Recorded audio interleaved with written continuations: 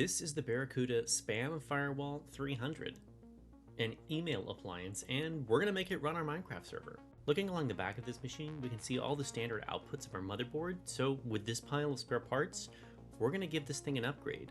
We have 32 gigabytes of RAM, an i5 6500, and this Quadro P2000 GPU. Popping open the top of this email appliance, we can see this full MSI H110M Eco motherboard inside. This is a full micro ATX motherboard with PCI expansion, 2 RAM slots, and a 6th gen Intel chipset. This appliance already has 4 gigs of RAM in it, and we are going to replace that. Here we can see that the cables for our storage drive are still left in place, but that drive was removed when the company recycled this. Here we can see our power supply with a max output of 180 watts, so not super powerful, but still enough for our purposes. And now to take out the internals. We're going to remove our 4 gig RAM stick, and then we're going to take out our CPU so we can see what we're working with. We're going to pull out the fan connector right here, undo these screws, and lift that right off. And we can see this Intel Celeron CPU left in here. This G3900 is from 2015 as part of Skylake architecture and is a 2-core, 2-thread CPU. And while that would be enough for the email system, it's not really going to work for our Minecraft server. After looking in this conspicuous box of CPUs, we have this i5 6500, which is a 4-core, 4-thread 2015 chip running on Skylake architecture. To install these, we're going to line up the notch in that lower corner of our Intel chip with the marker on our chipset, and we're slowly, gently going to set that in place and make sure it's firmly seated. Then we can take that top cover, bend it back down, and fit it back into place.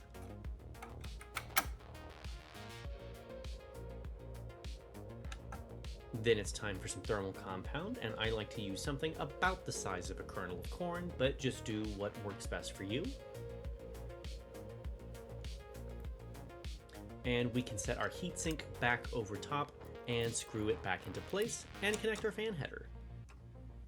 And now it's time to install our RAM. We're going with 2 16 gigabyte sticks of Timetech 2133 memory.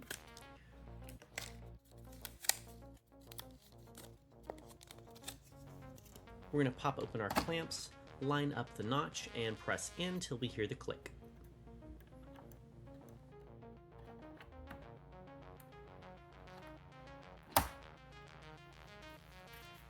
And we'll do the same with our second stick.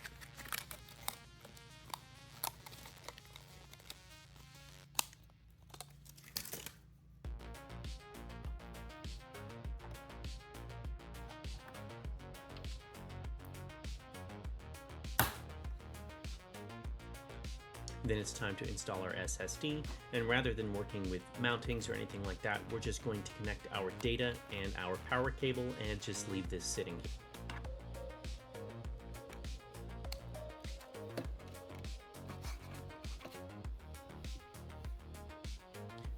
We're going to go ahead and connect this just to make sure that everything registers properly, and we'll do the GPU in a later step. We'll connect our mouse and keyboard and our video display output through HDMI. Connect our power, and then it's time to boot.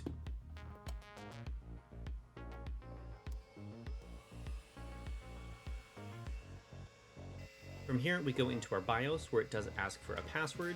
Fortunately, this was one of the default Barracuda passwords, and then it let us into the BIOS.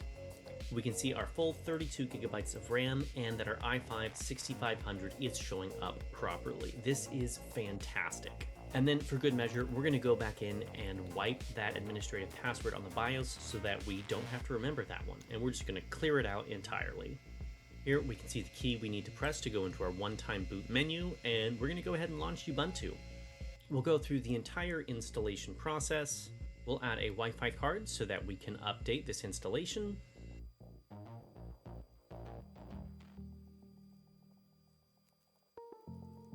And here we can see that Ubuntu is installed and that all of our information registers properly. Then it is time to install our GPU. This Quadro P2000 is a 5 gigabyte card from 2019, and it runs on Pascal architecture. But as you can see, there is no place for this graphics card to fit. So we're going to need one of these. This riser cable is going to give us great flexibility in fitting this into a system not designed for it. We're going to lay down this piece of cardboard just to give us some clearance and to make sure that fan can keep spinning. We're going to install our riser card, install an L bracket on the riser cable, connect it to our graphics card, and then we're going to finagle that cable into position.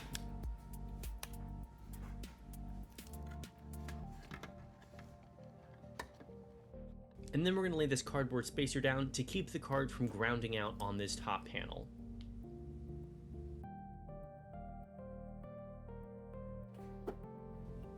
Then it's time to connect our graphics card to this GPU here along the back side and boot into our system. And we can see that that graphics card does properly register within our Linux environment. After updating our system, it's time to install our Minecraft server. So we're going to head over to our terminal window and we're going to launch this command for AMP Game Services. We're going to follow the prompts for installation, choosing the systems that are best for you.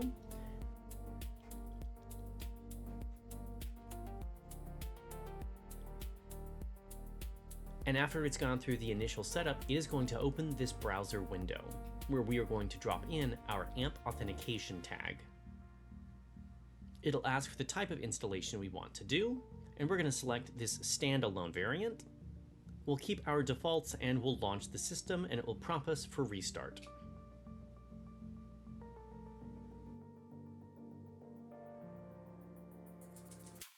After the restart, we'll log into the system.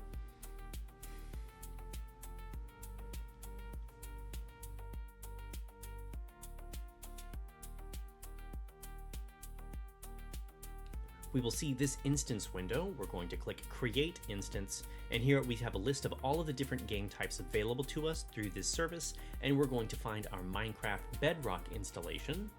There are several different variants you can choose from. We have the option to give it a host name, and we're just going to accept the defaults on this server and click Create Instance. And then the service is going to go find all of the appropriate information and the most recent download release files and pull them for us. Then the instance is pretty much ready to go. It's going to do some downloading, some updates. It's going to give us this management tab, and we'll actually be able to see the hardware utilization and the different resources, the different IP addresses, everything that is associated with this service. And here we can see it is now fully running, and it's logging all of our hardware metrics. So now it's really time to log in on another device. Here we are on my laptop loading into Minecraft. We'll go into our Add Server Selection options. You'll add in the IP address of your server, and we're going to click Play. And here we can see that we are logged into this Minecraft server that's running on a Barracuda email filter. I really enjoy the simplicity of this service. The licenses for AMP are extremely cost effective, and then I don't have to manage these instances at all. They even offer updates for all the new versions of Minecraft. And the only limitations that I have for this server are the resources that I can throw at it. So I can have tens or even hundreds of players on this server if I dedicate the resources to it. But that's how you turn an old email firewall that was being thrown out into a Minecraft server.